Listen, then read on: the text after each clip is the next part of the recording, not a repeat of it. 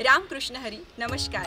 आज हम अहमदनगर जिले में नेवासा गांव के ज्ञानेश्वर मंदिर में हैं, जहां महाराष्ट्र के सर्वश्रेष्ठ संत श्री ज्ञानेश्वर जी ने ज्ञानेश्वरी जैसे पावन और महान ग्रंथ की रचना की थी। महाराष्ट्र में वारकरी संप्रदाय को बड़ा महत्व दिया जाता है। वारकरी का अर्थ है वारी करने वाला, परिक्रमा करने वाला। वारकरी संप्रदाय का उद्गम पंढरपुर के क्षेत्र में 13वीं शताब्दी में हुआ था। सफेद धोती, अंगरखा, ऊपरना और सिर पर टोपी लिए, कंधे पर वीणा, भगवा ध्वज लेकर विठ्ठल विठ्ठल जय हरि विठ्ठल नाम स्मरण करके और अभंग कीर्तन करके सब वारकरी पंढरपुर में देवसैनी एकादशी के दिन सब इकट्ठे होते हैं और अपने प्रभु श्री विठ्ठल जी का दर्शन लेते हैं। वारकरी संप्रदाय में भक्त पुंडलिक, संत ज्ञानेश्वर, संत तुकाराम, संत नामदेव, संत एकनाथ, संत नरहरी सोनार, संत गोरोबा कुंभार, संत जनाबाई, संत मीराबाई, इन संतों ने महाराष्ट्र की भूमि में जन्म लिया और वारकरी संप्रदाय की ध्वजा लहराई। इसीलिए हमारे महाराष्ट्र को संतों की भूमि कहते हैं। वारकरी संप्रदाय के मुख्य प्रवर्तकों में श्री संत ज्ञानेश्वर जी का बहुत महत्व है। संत ज्ञानेश्वर जी एक महान संत और एक महान कवि भी थे। उन दिनों संस्कृत भाषा आम लोग जान नहीं सकते थे। संस्कृत भाषा में दिए हुए ग्रंथों का अध्यात्म और तत्वों को लोग समझ नहीं पाते थे। इसलिए अपने बड़े भाई और गुरु संत निवृत्तिनाथ के आज्ञा से ज्ञानेश्वरी का निर्माण प्राकृत भाषा में किया। आम लोग उसके तत्व और अध्यात्म के बारे में जान सके। जहाँ ज्ञानेश्वर जी ने ज्ञानेश्वरी पर भाष्य किया था, ज्ञानेश्वरी की रचना की थी, वहाँ हम आए हैं। तो चलो हम पेशखाम का दर्शन लेते हैं।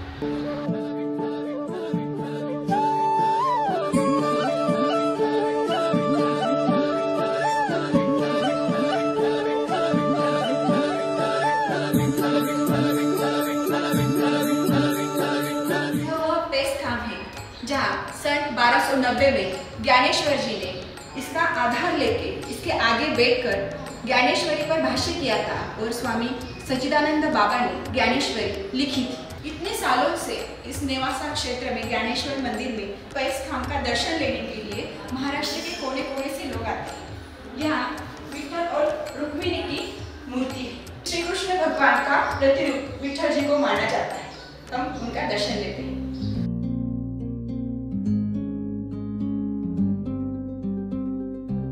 यह ज्ञानेश्वरी ग्रंथ है। ज्ञानेश्वरी जीवन के सभी क्षेत्रों के लोगों को आकर्षित करती है। इस ज्ञानेश्वरी में 18 अध्याय और भगवत गीता के 700 श्लोक को 9000 कवियों में मराठी में श्री संत ज्ञानेश्वर ने उसकी रचना की है और उसका रसपूर्ण विशद विवेचन किया है।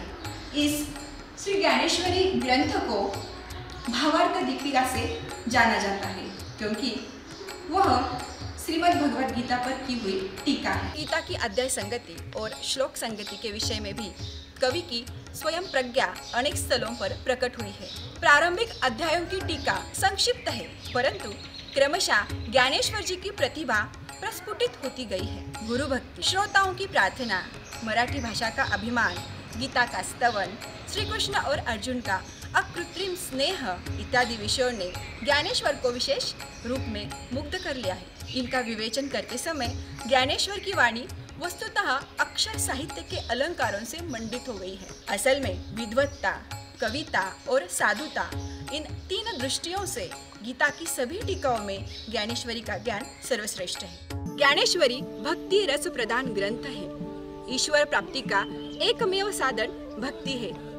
यह इसका महासिद्धांत है। ज्ञानेश्वरी के अलंकार पक्ष का अवलोकन करने पर कवि के प्रतिभा संपन्न हृदय का दर्शन होता है। ऐसा प्रतीत होता है मानो वे उपमा और रूपक के माध्यम से ही बोल रहे हो। उनकी इस रचना में मालोपम और सांग रूपक मुक्त हस्त से बिखरे गए हैं। विशेषता यह है कि ये सारी उपमाएं और रूपक गीता टीका से तादात्म्य पा गए। ज्ञान का गूढ़ रहस्य जानकर लिखी गई, जिसका ज्ञान होने पर हमारा ईश्वर प्राप्ति का मार्ग सुलभ होता है। जो ईश्वरीय चैतन्य से भरपूर है और ईश्वर द्वारा निर्मित है, वह ज्ञानेश्वरी है। ज्ञानेश्वरी के अंतिम अध्याय में ज्ञानदेव ने विश्व के कल्याण के लिए प्रार्थना लिखी है। वही पसायदान कहलाता है। ज्ञानेश्वरी के अंतिम 9 छंदों को दिया गया यह शीर्षक है। पसायदान शब्द का अर्थ है प्रसाद दान।